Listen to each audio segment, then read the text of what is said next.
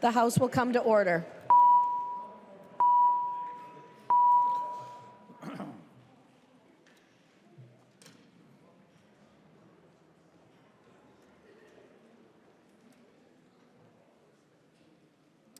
Conference committee reports. Conference committee report on House File number 2115, an act relating to human services. The report is addressed to the Honorable Lisa M. Dameth, Speaker of the House of Representatives, the Honorable Bobby Joe Champion, President of the Senate. We, the undersigned conferees for House File number 2115, report that we've agreed upon the items in dispute and recommend as follows: that the Senate recede from its amendments and that House File 2115 be further amended. The report is signed by 4 of the 4 members on the part of the House and 5 of the 5 members on the part of the Senate. Schomacker moves that the report of the Conference Committee on House File number 2115 be adopted and that the bill be repassed as amended by the Conference Committee. I recognize the member from Rock, the author, Representative Schomacker, who will explain the report. Thank you, Madam Speaker and members. I believe after some more review over the last little bit of time that we do have some votes today to get this bill passed. As you heard in the announcement report, there were 4 members of the House and 5 members of the Senate, and still the House provisions stood strong over the Senate provisions overall in this conference report. We were able to keep a majority of what we had sent over into conference committee. The Senate was willing to acquiesce on a few of those points, and we're glad to have this report in front of the body today. I recognize the member from Hennepin, Representative Noor. Thank you, Madam Speaker. The conference committee report for House File 2115 contains bipartisan, bicameral, and was approved by the conferees from the DFL, my colleague Frederick, Representative Fredericks, and also from the GOP. Thank you to Chair Schomacker and also to Representative Ganda for the cooperation and the collaboration that we've had. And from the Senate side, I wanted to thank Chair Hoffman, Senator May Quaid, Senator Omar Fateh, Senator from the Republican side, we had Rasmussen and also Ebler on the conference committee. Just wanted to say thank you for the effort to get this bill before us and for the bill before us and the collaboration we've had. This bill will make our state better in many provisions that we have, from the personal care attendant to folks who get services in nursing home facility, those who are struggling with behavioral health and substance use disorder. We understand this is not an easy task, and without the nonpartisan staff who've made this happen, we just wanted to say thank you to Danielle Pugnelli, Sarah Sanderman, and also from the Senate, Leah Monahan and Ali Hoffman-Leachy, for their great work in helping us get where we were, and also for the reviser's office, Dean Trefts, and also Alex Willie. But also just wanted also to thank our CA, Nick Stumolanga from the DFL, and also our researcher, Molly Peterson, for the work that they've done for us. And also from the GOP side, Tom Brennan. And wanted to make sure that we thank also the CA from the GOP side for helping us get where we are. And I just wanted to let you know that this is a better bill. And we all need to be supporting this bill to make our state better. So thank you so much for the help. There being no further discussion, all those in favor of the motion to adopt the conference committee report on House File 2115, say aye. Aye. Those opposed, nay. The motion prevails. The clerk will give the bill its third reading as amended by conference. Third reading, House File number 2115, as amended by conference. Third reading as amended by conference. Further discussion to the conference committee report. I recognize the member from Blue Earth, Representative Frederick. Thank you, Madam Speaker. I just want to start off by saying I'm not going to list every staff person by name, but I want to give a big shout out to all of the staff. Like, we as legislators are able to be as successful as we are because of all of you working in the background. So it's the most heartfelt thank you that I can say. To Representative Gander, it was super fun being on your first conference committee with you, fighting for the House position. And to the chairs, Chair Schomacker, Chair Knorr, you showed true leadership this entire session by your collaborative work, and it showed every day in committee. This bill does a lot of really good things. There's a lot of provisions in this bill related to substance use disorder, including work.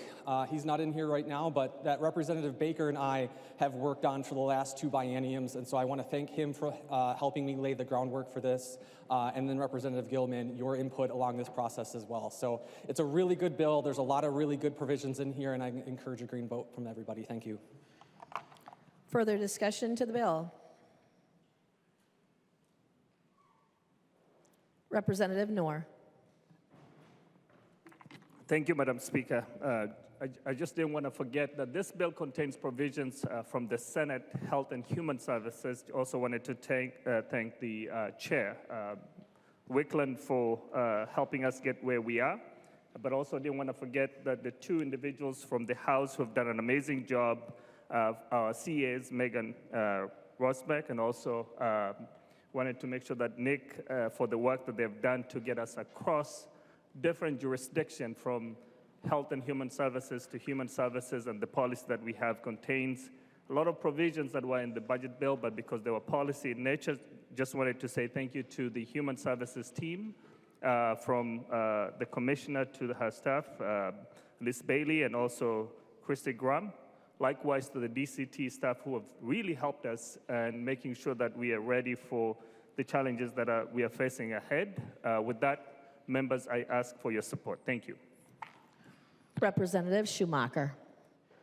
Thank you, Madam Speaker and members. And as has already been stated, it's the team that was built here, and especially the staff that do the heavy lifting in a lot of this piece, and even tried to get the Senate to follow a script so that we could make sure that everything was running straight. Nick from the DFL CA over there, he did a great job in getting that, and the Senate tried to do their best with it, but even with the script, they're hard to contain. I'm just really thankful for the process overall and how we were able to get to this point, and where we're going from here, and how this opens up new opportunities for us to continue the work in the Health and Human Service area and encourage a green vote. The clerk will take the roll.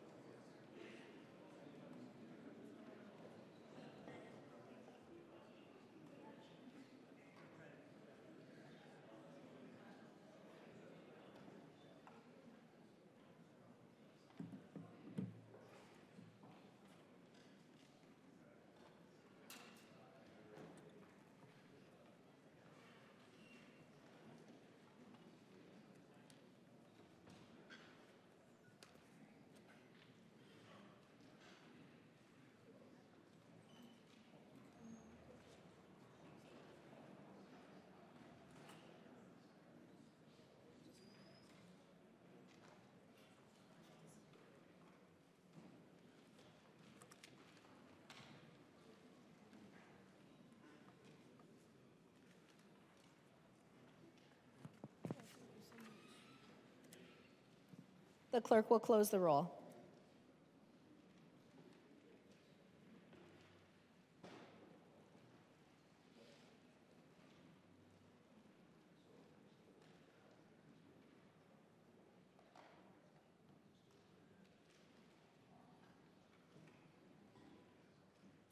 There being 124 ayes and 10 nays, the bill is repassed as amended by conference, and its title is agreed to.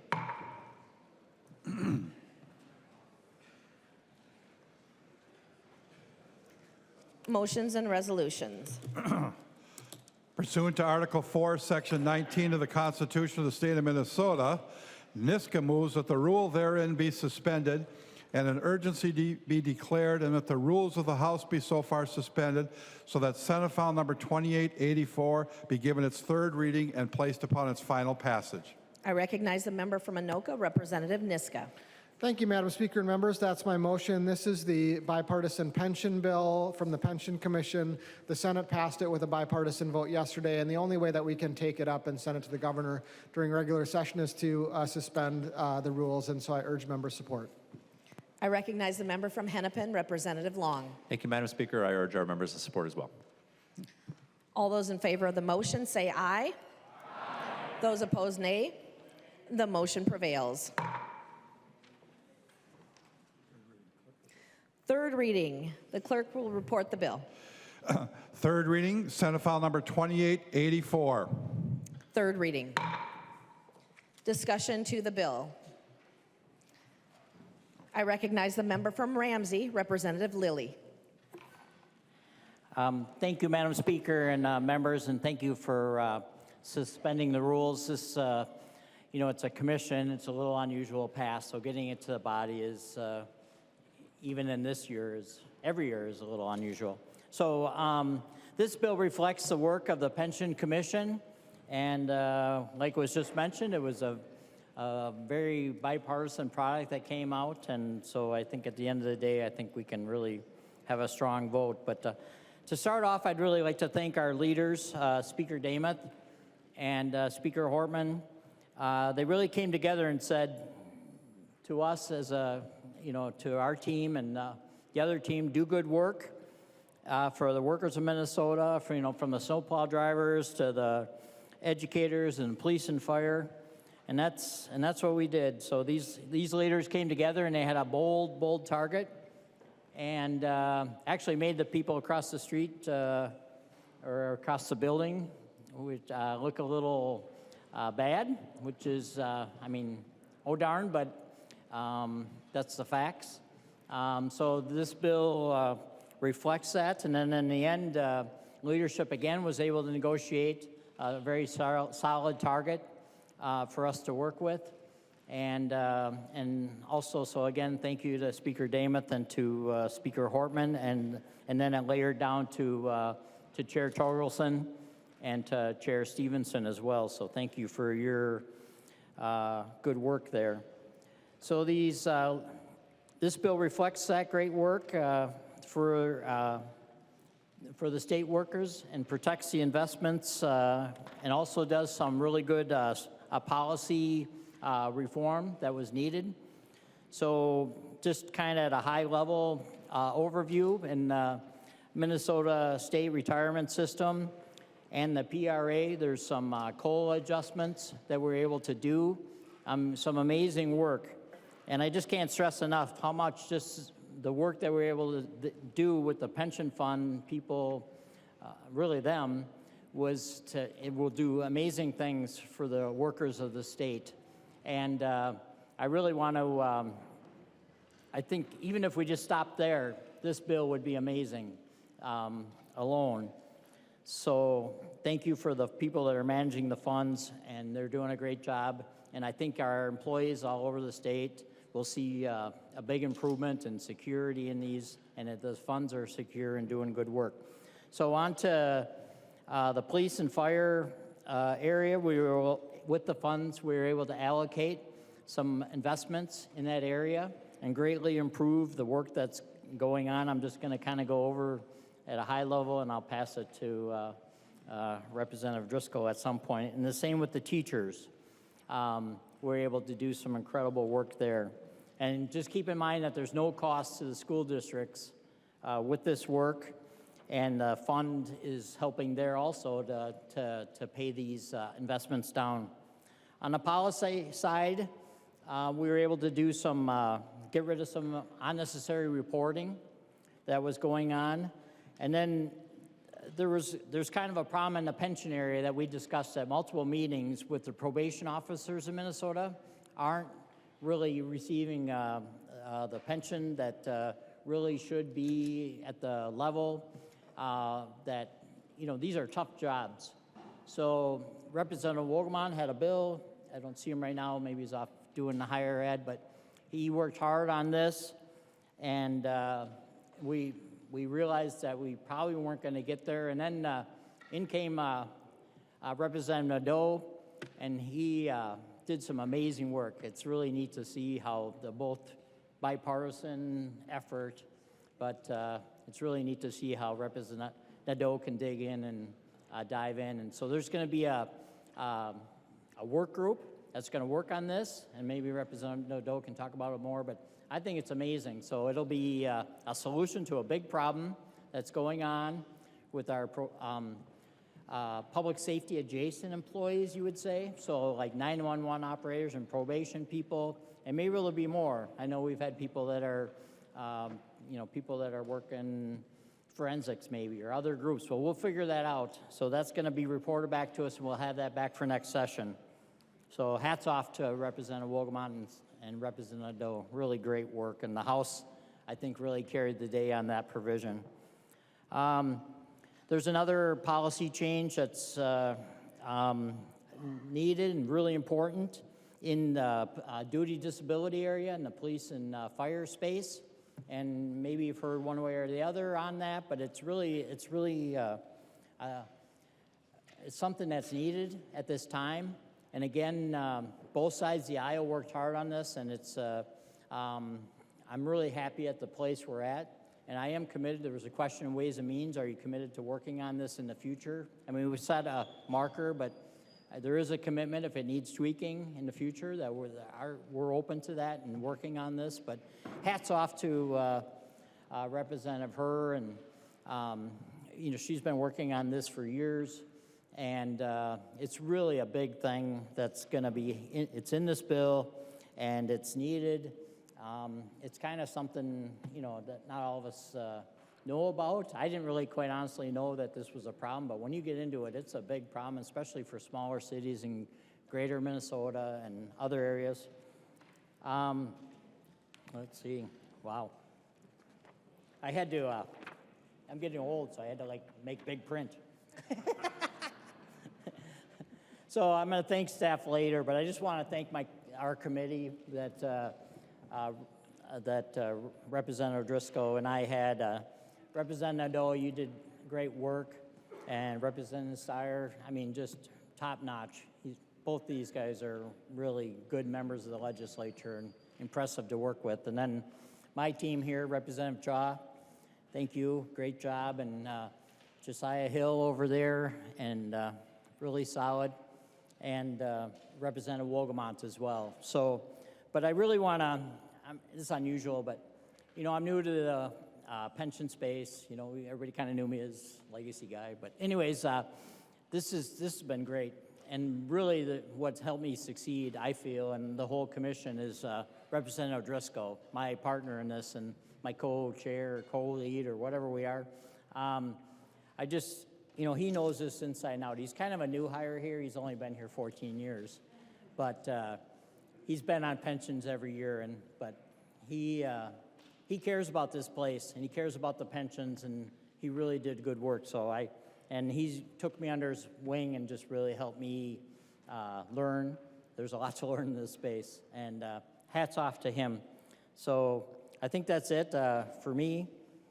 I'd like to yield, I think, or however, pass it on to Representative Driscoll, if I may, Madam Speaker. Thank you. I recognize the member from Stearns, Representative O'Driscoll. Well, thank you, Madam Speaker and members. Thank you, Representative Lillie, for the kind words for our team and your comments on my work. It has been great to work with you. You and I have worked together on a lot of committees over the year, and we had to kind of shuffle up the seating arrangement to make sure you and I were next to each other so we could continue to do the good work that you've outlined in this bill. Members, in 2018, we passed what I would consider to be the last major piece of legislation that affected pensions here in the state of Minnesota. And we did that on a bicameral and bipartisan basis. The Pension Commission is made up of both Senate and House members from both major caucuses. And we meet on Tuesday nights, which, by the way, is, from my perspective, is better than meeting at 8 o'clock on Monday mornings like you used to do. And my good friend, Chair Herr, was the Pension Commission chair. Since I live in greater Minnesota and I would have to drive down the night before, but I was always happy to do it because I wanted to make sure that we were doing the right things for our pensions.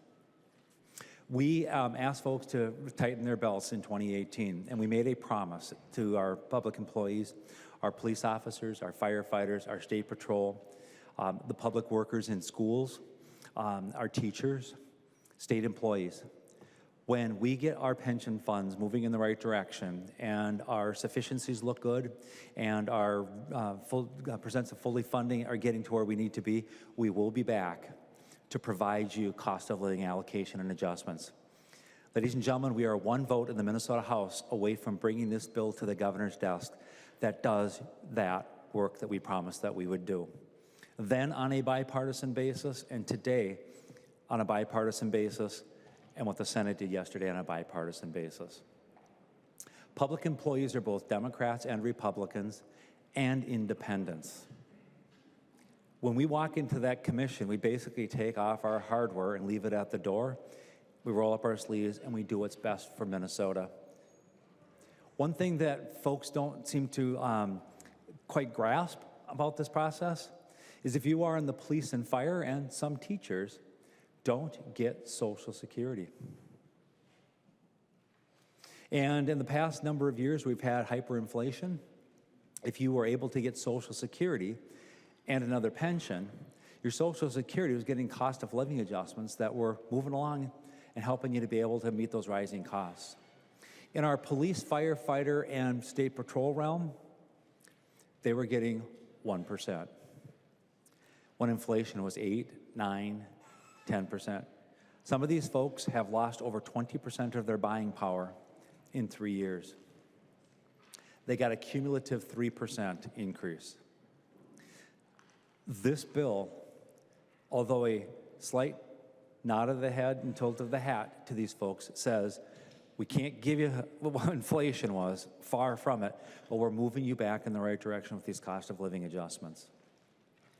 The other thing that I want to talk about is pensions is extremely wonky with policy things. One of the things I want to mention as well, because we're constantly looking at and making sure that we're doing what we need to do, we're going to have a task force that's going to look at corrections workers and 911 communication operators. They are not law enforcement and firefighters, but they deal side by side with them in some more dangerous positions than other people do in the current classification that they're in. We're going to look to try to help right the system by those folks as well. And I'm sure there's going to be some questions later on, and I may be asked to participate in those questions, but there were a lot of other people who are participating in here and doing good work on this. And so, Madam Speaker, I'm going to stop my comments at this point and let you get to the list of other presenters on the floor today. Thank you, members. Madam Speaker. I recognize the member from Washington, Representative Cha. Thank you, Madam Speaker. This is my third year on the Pension Commission, and I'm glad to be a part of this team. I want to thank both co-chairs and my fellow commission members. I want to thank co-chair Representative Lillie and Tim O'Driscoll for their leadership in keeping this House pension team together. Thank you both for that. Thank you, Representative O'Driscoll, for sharing your deep knowledge and care for pensions for the state of Minnesota. That you have done for the last 3 years I've served with you. So thank you for sharing that. In a tied House, in the House of Representatives, the House DFL was allowed a 4-3 advantage on this pension commission, a 4-3 DFL position. I want to thank the leadership in entrusting this commission and our member to put in good faith the ability to come together to put together a pensions bill. So thank you to the leadership for that. I want to thank Representative Steer. The first comment you made when you came to the commission was that you're here to take care of your pensions, right? And that you did. I want to thank you for your representation, for sharing your perspective and experience and your insight and position on duty disability, which made the difference. Thank you for that. Ladies and gentlemen, this is a very good bill. Please support it. Support the commission. Vote green. Thank you. I recognize the member from Itasca, Representative Igo. Thank you, Madam Speaker and members. I just want to say some thanks to both sides of the aisle for all the good work that happened on this bill in front of us today. This is a great first step to taking care of pensions in this state for those that are affected by this bill. It's just a really, really good bill. I just wanted to tell a story. There's a close mentor of mine who's a teacher, and when I first announced that I was running for office, him and I got together again, and he made sure to talk to me about this issue and really walked me through on the importance of pension reform and what it means to him as a teacher. So I just wanted to give a shout out to Gundy back home. We're taking a first step on fixing your pension, but also thanks to him for being a mentor in my life, because I think all of us had that teacher in our lives that we gained something from, we learned something from, that made us the people we are today. And I know I wouldn't be standing on this House floor today without his guidance and his education to me over those years, and happy to call him a friend and a mentor. So happy to vote green for this bill today, and I hope the whole chamber can as we support all those folks who are affected by this bill today. So thank you, Madam Speaker. I recognize the member from Ramsey, Representative Herr. Thank you, Madam Speaker. And I rise today because I want to just share a couple of thoughts about this pension bill. And I do agree with Co-Chair Lillie that this is a good pension bill. But with that said, I would be remiss if I didn't point out a very important group that was left out of this bill. St. Paul teachers actually, in essence, got nothing from the teacher COLA increases or what was included in here. It is always disappointing for me that it's usually the smallest groups who have the least voice that are the ones who are left out, and that they were asking for just $1 million. And I want to remind everybody that when St. Paul teachers had a benefit increase last biennium, it was because they paid for it. They were willing to increase their own contribution in order to get the benefit increase. That same offer was made to TRA teachers who said no. They decided they did not want that. And now we've given the entire portion of what was allocated to teachers to just TRA, and we left out St. Paul teachers. In essence, we punished a group of teachers for choosing to pay for the benefits that they wanted to increase so that the teachers who have been working hard could have a modified rule of 90. It is important for us to remember that it is these St. Paul teachers that when charter schools and private schools do not have the ability to actually provide SPED education, that those kids are receiving those from those public school teachers, from those St. Paul teachers. And that the charter schools, often the way this agreement works is that the St. Paul school district providing services is usually the one that comes out having for the cost to bear the burden of that cost. And I know that the shift of that is very complicated, but they do not get that per pupil aid that comes to them for the services that they are providing for that student.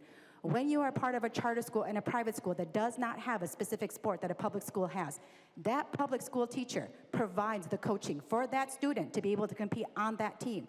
And what we are saying to them is that we do not value your contribution. We do not value the extra work that you do. And you were willing to pay for it. But when we got money that we could have given to you all as well, we decided that you couldn't have just $1 million of the $20 million that was going to TRA. And so I want to remind everybody that St. Paul teachers they deserve to also have been made whole, that some of that funding should have gone to them so that they could then offset what they have been paying in order to have increased benefits. So I want to leave it there with just that piece of teachers, but I want to let my St. Paul teachers know that, like, we know that you've been left out. I know that you've been left out, and I will make sure that we do not forget that when we go into the next biennium. I do want to also state that I am really proud of this group for doing really important work on the duty disability.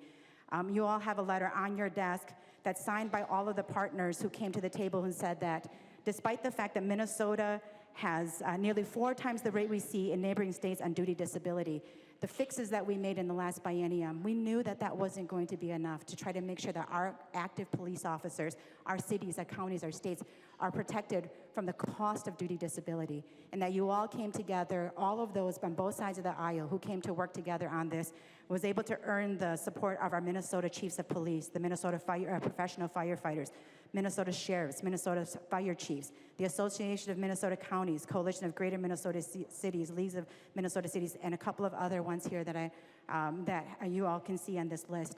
But this work was really important, and I'm really thankful, and I hope that we continue to work on this issue, because the funding that we gave last biennium was one-time funding, and we are already a third through that funding. And we do know that the fixes, especially around the healthcare piece of it, will most disproportionately benefit our smaller cities and our rural counties. Because when we do have someone go on duty disability, that cost is borne, the healthcare cost is borne by these counties. And I want to remind everyone that when Nisswa had 2 police officers go on duty disability, they had to raise property taxes double-digit in order to cover the cost of that healthcare.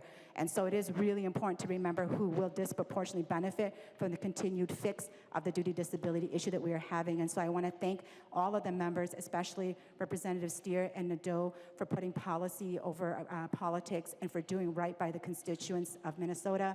I want to thank all of our commission members who voted for this as well to get it across the finish line. I do ask that despite my feelings about teachers, St. Paul teachers getting left out, this is a good bill, and I do encourage a green vote on this. I recognize the member from Washington, Representative Hill. Well, thank you, Madam Speaker, and thank you, members. I just wanted to stand up and briefly thank our team. Like Representative Lillie, I'm new to the Pensions Commission, and it was quite an education. I want to also thank our leadership, Representative Lillie, Representative O'Driscoll. Thank you, Leon and Tim, for teaching me the ropes as I entered into that realm. I'm spoiled to be able to serve on the Pensions Commission as well as the Veterans Committee, which feel quite different. It's a different culture. It's a culture of support for one another and teamwork at every turn. Really proud of the work that our team did, but there's some folks that we need to thank. We need to thank the boards that oversee each of these pensions. These are our workers from around the state in Minnesota, make up parts of these boards, and they put their time and their effort into making sure that our funds are healthy and safe. I want to thank the staff, and the staff bring real expertise. They bring a great deal of experience, and they bring devotion and dedication. They stick around because they understand the importance of this and how many lives and how many families these pensions touch. I want to send a thank you to our workers who understand, like the Commission does and like the aforementioned groups do, that the pension game is a long game. It's not about spinning the wheel on the Titanic. We have to look down the road. And I'm really proud to be able to stand up and have this format to thank our workers around the state. It's our public workers in large part that make Minnesota the place that we all want to live. It's why we're here. This is a beautiful place. It's a great place to live and to raise a family. I want to close by saying to the workers, thank you for your messages, the countless messages we received, sharing perspective on why this work is so important. So thank you for doing the work of civically engaged citizenship. At the end, I want to thank our leadership. The targets that you provided from the House side made this possible. And Representative Lillie touched on this, but this allowed our work to move forward. In comparison to the other entities at the table, their targets wouldn't have made this possible. So thank you to our leadership for recognizing the importance of our pensions and taking care of our educators, our police officers, and I look forward to continuing the work for all of our state workers. Thank you. I recognize a member from Hennepin, Representative Nadeau. Thank you, Madam Speaker and members. I can't thank too many more people. I think we've thanked everyone, but I do especially want to thank Leader Damath, Speaker Emeritus Hortman, and anyone else that was involved in setting those targets. I think Representative Hill mentioned it, but the importance of this, last year we had probably one of the bigger single investments, one-time investments of $600 million, which was incredible. But this is the first time that we have 80 million in each biennium moving forward. And this is going to have some drastic impacts, good impacts. I just want to touch on a couple of things. We didn't serve the St. Paul Teachers Retirement Association as well as we could have. We had some tough choices to make, and I thank Representative Herr for bringing that up. I think we're all committed to making sure that we do that. And last year there was a bill that would have allowed the TRA teachers to pay their own increase, and we didn't allow that. We did allow the St. Paul teachers to do it, and we will catch up on that next year. I assure you. One of the big things in the bill as well that's been overlooked, I think it's a big thing, is secure choice. You know, we passed a bill earlier. We passed it in 23, but this year, just earlier this session, we have PCAs. We have personal care attendants that actually work for people with disabilities. And under state law, they are a state employee for bargaining. And one of the things that we added in there this year is that there was going to be a method for them to save for retirement. And in this bill, we made modifications so that population could use secure choice. And it's a perfect option, I think, moving forward. I want to spend a little bit of time talking about the work group for probation officers. That was a bill that came up, and it was an interesting concept. Representative Wolgamott brought that forward along with Senator Kupek, and it was all about creating a new pension for probation officers. And so we worked together on that and came up with a study that we're going to move forward with. It's got membership from all the stakeholders. And most importantly, and I think everyone mentioned this to thank the pension plans. I just want to step back one second. The people that work for our pension plans, PARA, TRA, St. Paul Teachers Authority, MSRS, I mean, these guys are the ones that are really doing the work out there, making sure that our pensions are safe, they're invested well, that we can rely on those. But PARA is a big part of this the probation officer. We expanded the language a little bit to include 911 telecommunications. We also expanded the option to look at other adjacent law enforcement positions, like forensic scientists. There might be some civil employees that would also fit into this group. And the most important thing about this is that it's a speedy timeline, and we're going to have a report back from this work group by January 15th of 2026 so that we can look forward to trying to make sure that we can meet the needs of these individuals as well. Finally, teachers. We spent a lot of time talking about teachers in the pension group last year. I'm happy that we're moving forward with an option for teachers. And I introduced a number of bills, and this is the one that if we had to do something, this was the something we had to do. And it provides an option, and under current law, members, teachers that reach the age of 62 and 30 can retire with a reduced pension. It's currently in state law. And but it's a reduction. I mean, it's basically, you get 90% of your pension. And these are teachers that have worked 30, 35 years, a number of years. And we're getting to this point now where we have Tier 1 teachers that started before July 1st of 1989, and Tier 2 teachers started after that date. And they're working together, and we're getting to the stage right now where the last of the Tier 1 teachers are kind of retiring. But they've worked alongside these Tier 2 teachers all these years. Tier 2 teachers need to work 9 more years before they can receive a full pension, a full unreduced pension. And so we've got work to do moving forward, but what this bill does is it provides a really great option for those teachers that are 60, 61, that need to retire. It reduced their pension discount almost in half. This is a big move. And I want to thank everyone that was involved in doing this. You know, it takes a lot of partners, and it takes a lot of time to make changes to our pensions. They're expensive, and they're fun. And I think that's why I love being on the committee so much, and I was so glad to have Representative Steer and Representative Hill join this year. And because I think it kind of takes a special person to do this, because it's so complicated, and a little tweak here and there can have a big impact down the road.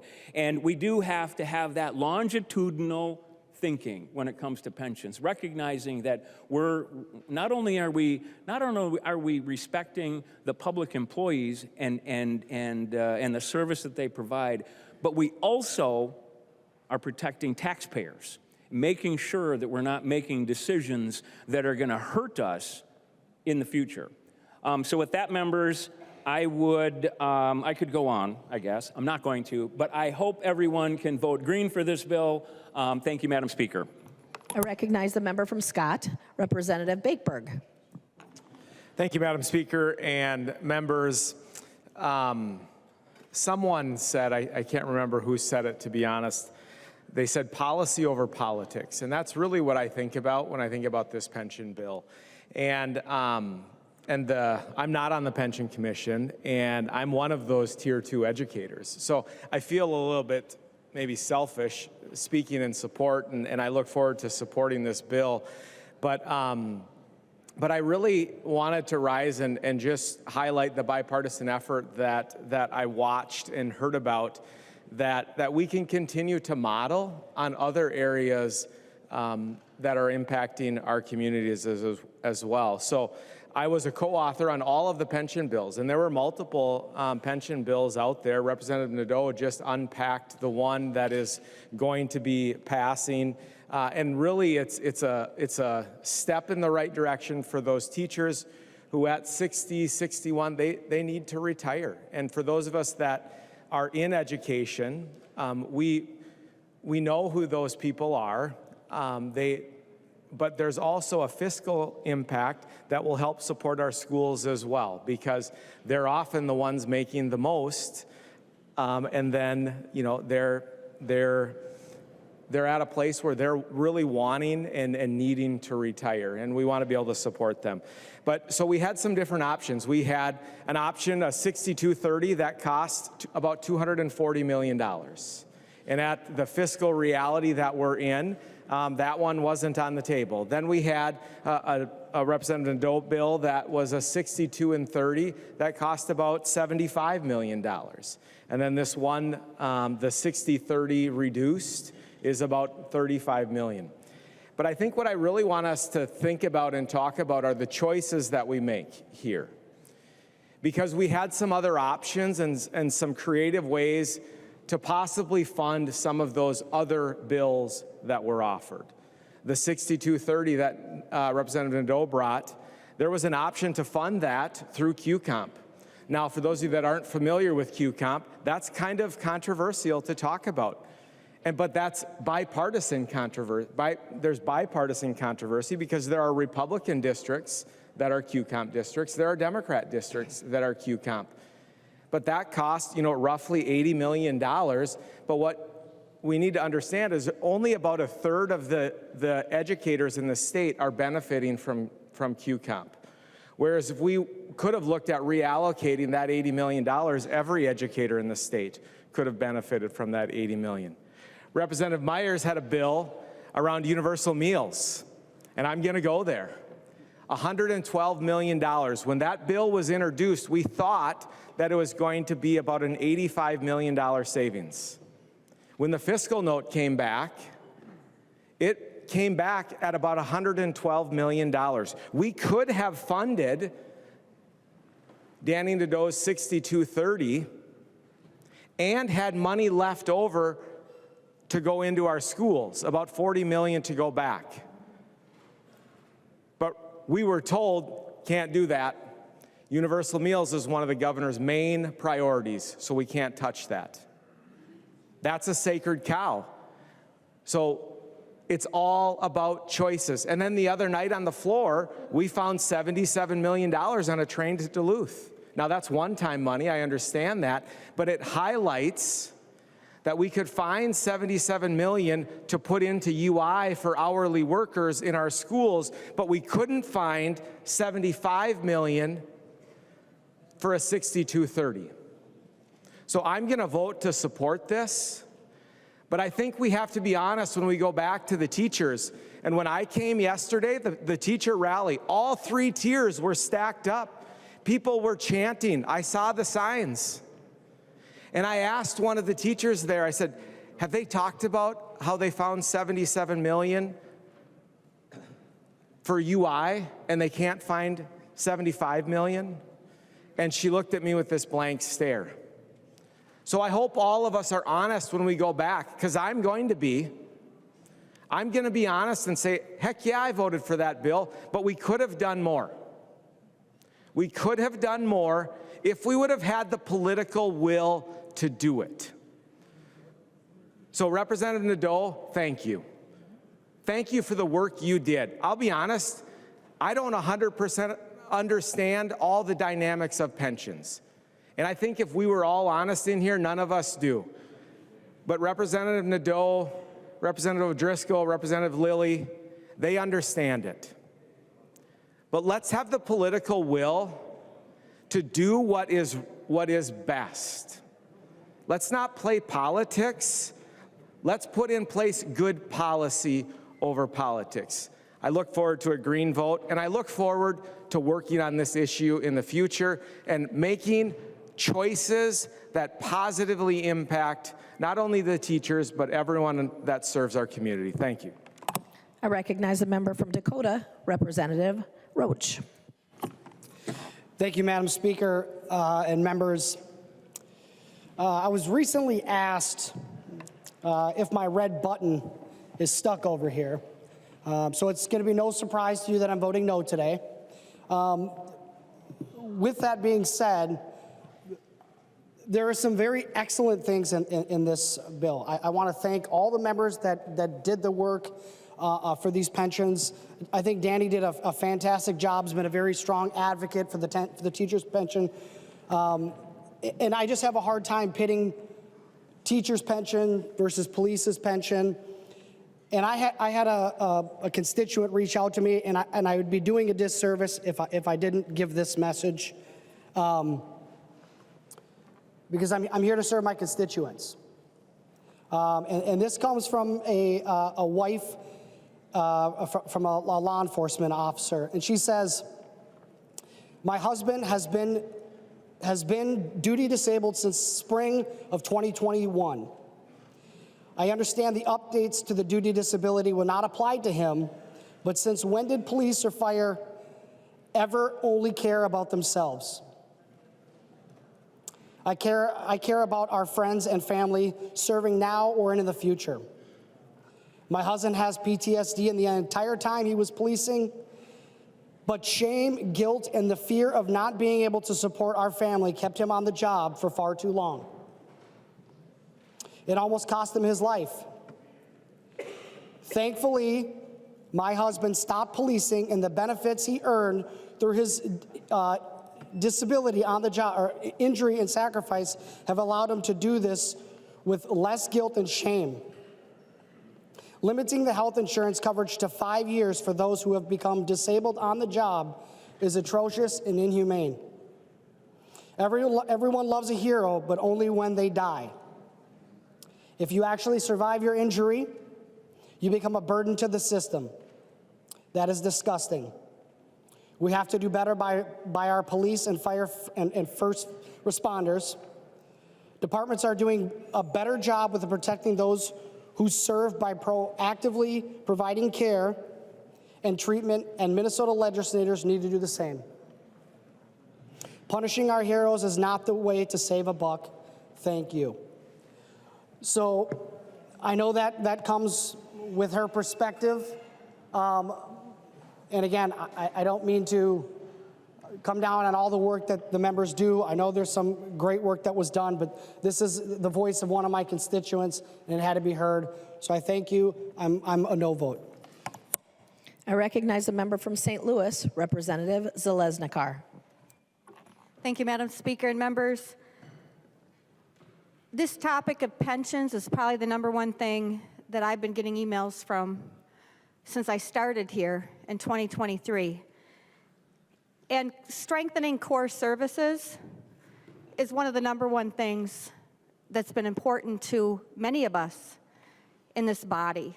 And so I just want to thank Representative Lillie, Representative Driscoll, Representative Nadeau for having the courage and the will to address pensions for the fire, the police, and our educators.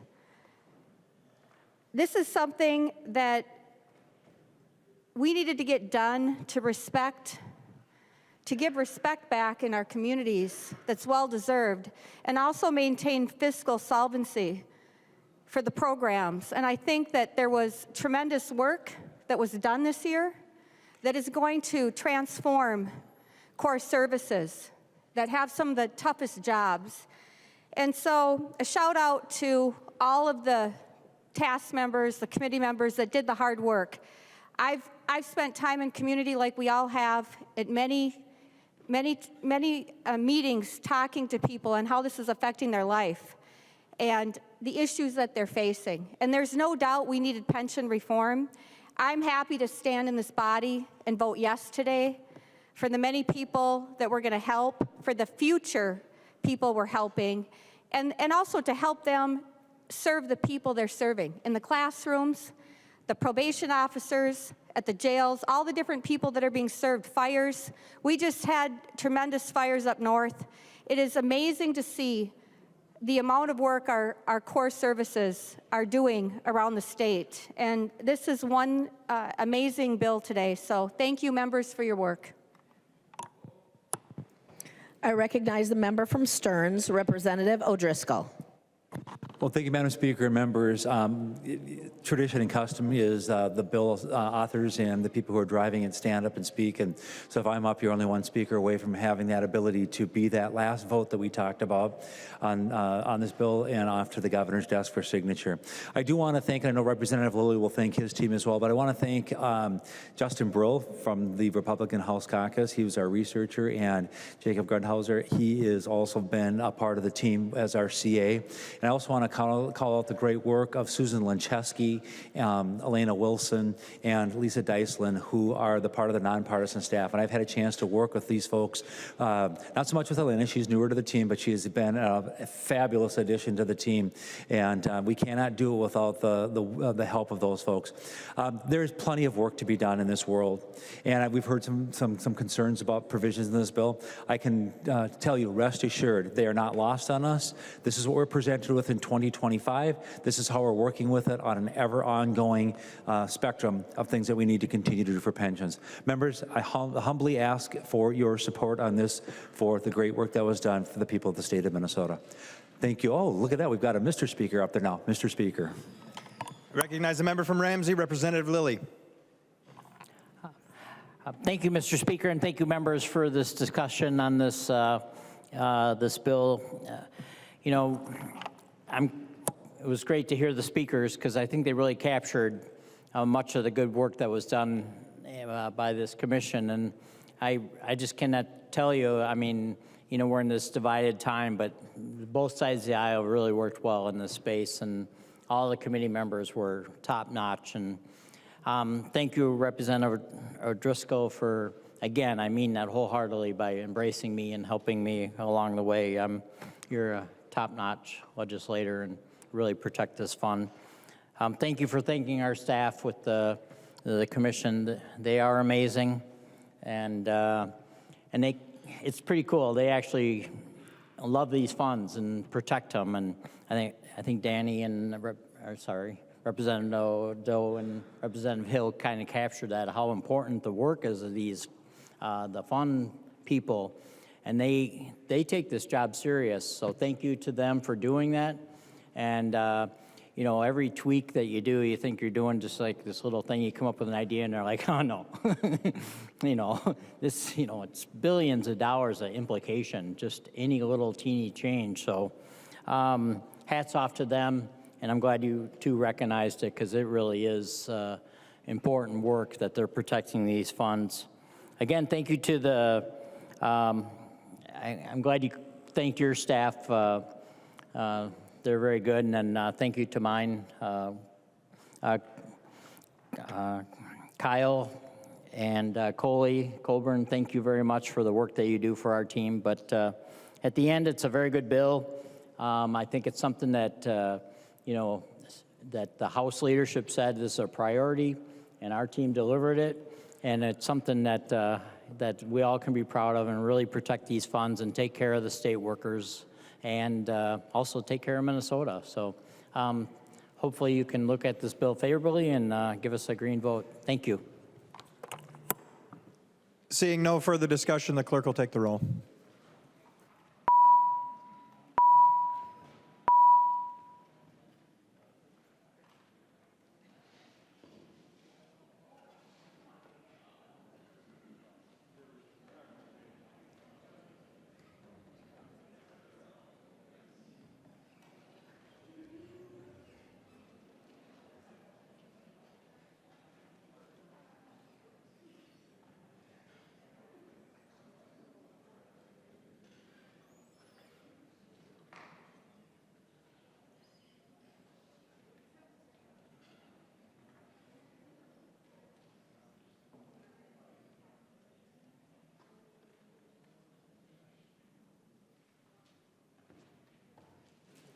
Members, please vote.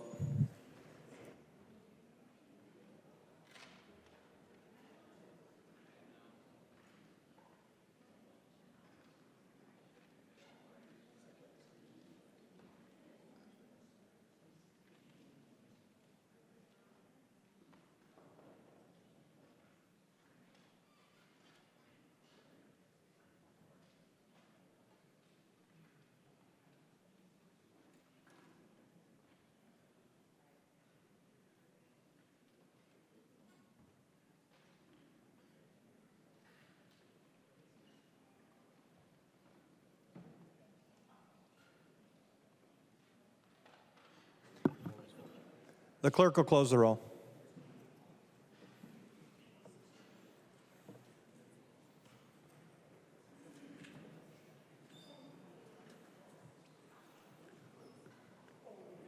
There being 133 yeas and 1 nay, the bill is passed and its title agreed to. Reports from the Committee on Rules and Legislative Administration.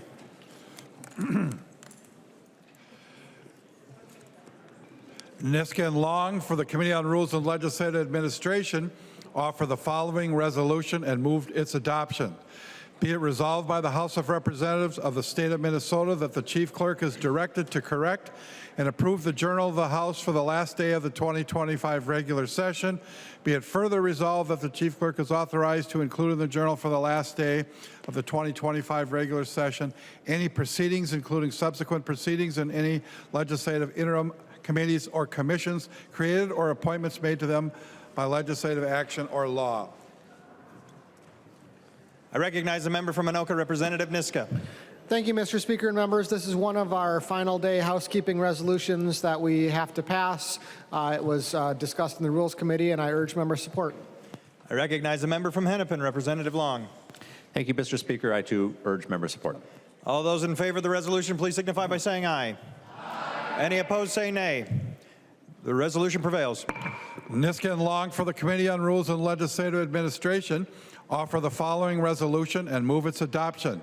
Be it resolved by the House of Representatives of the State of Minnesota that during the time between adjournment in 2025 and the convening of the House in 2026, the Chief Clerk and the Chief Sergeant at Arms, under the direction of the Speaker Emerita, shall maintain House facilities in the Capitol complex. The House chamber, retiring room, hearing and conference rooms, and offices shall be set up and made ready for legislative use and reserved for the House and its committees. Those rooms may be reserved for use by other groups that are not in conflict with use by the House. The House chamber, retiring room, and hearing rooms may be used by House educational programs, YMCA Youth and Government, Girls State, Youth Leaders Organization, and 4-H Leadership Conference. Facilities in the Capitol complex accessed and utilized by the House pursuant to agreements with the Department of Administration or the Minnesota Senate shall be maintained in accordance with those agreements. I recognize the member from Anoka, Representative Niska. Thank you, Mr. Speaker and members. Same song, second verse. I recognize the member from Hennepin, Representative Long. Thank you, Mr. Speaker. I urge member support. All those in favor of the resolution, please signify by saying aye. Any opposed, say no. The resolution prevails. Niska and Long for the Committee on Rules and Legislative Administration offer the following resolution and move its adoption. Be it resolved by the House of Representatives of the State of Minnesota that it retains parking for members and employees of the House during the time between adjournment in 2025 and the convening of the House in 2026. The Sergeant at Arms is directed to manage the use of parking while the House of Representatives is adjourned. The Controller of the House may continue to deduct from the check of any legislator or employee a sum adequate to cover the expenses. Parking in the Capitol complex, accessed and utilized by the House, pursuant to agreements with the Department of Administration, shall be maintained. I recognize the member from Anoka, Representative Niska. Thank you, Mr. Speaker and members. This is the third of three. I urge member support. Recognize the member from Hennepin, Representative Long. Thank you, Mr. Speaker. If you want to park here, you should vote yes. All those in favor of the resolution signify by saying aye. Any opposed, say no. The resolution prevails.